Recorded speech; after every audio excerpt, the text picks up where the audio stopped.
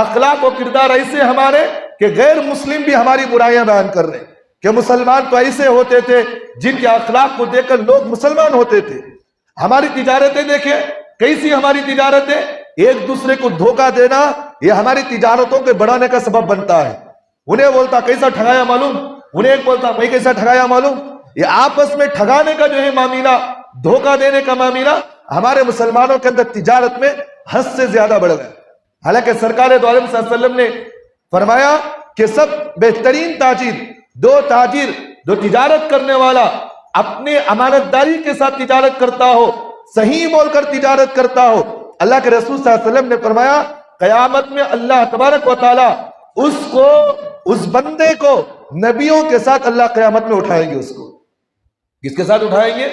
نبیوں کے ساتھ اٹھائیں گے۔ لیکن ہمارا تجارتی معاملات دیکھے، ہمارا بزنسی معاملات دیکھے، جھوٹ پر جھوٹ ہوتا ہے۔ اب بولتے ہیں تو کہتے ہیں حضرت کئی کو جھوٹ بول رہے، انہیں بولتا حضرت جھوٹ نہیں سو تجارت اس میں ہوتی نا حضرت، بولتا نہیں بولتا ہے۔ ہمارے اس بھارت کے اندر، ہمارے اس ہندوستان کے اندر یہاں جو ہے پہلے جو ہے مسلمان نہیں تھے، یہاں صرف بتوں کی پرستش ہوتی تھی، یہاں جو ہے بتوں کی عبادتیں ہوتی تھی۔ حضرت عثمان غنی رضی اللہ عنہ کے زمانے میں سب سے پہلا قافلہ یہاں بھارت کے اندر پہنچا۔ انہوں یہاں آ کر اپنے تلواروں کو پیش نہیں کیا، اپنے سب سے پہلے ان لوگوں نے اپنے کردار کو پیش کیا، تجارت کیے۔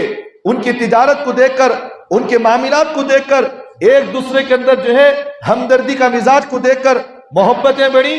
وہ جاتے جاتے جاتے جو ہے یہ سارا ملک مسلمان ہوا ہے۔ بات سمجھ میں آ رہی؟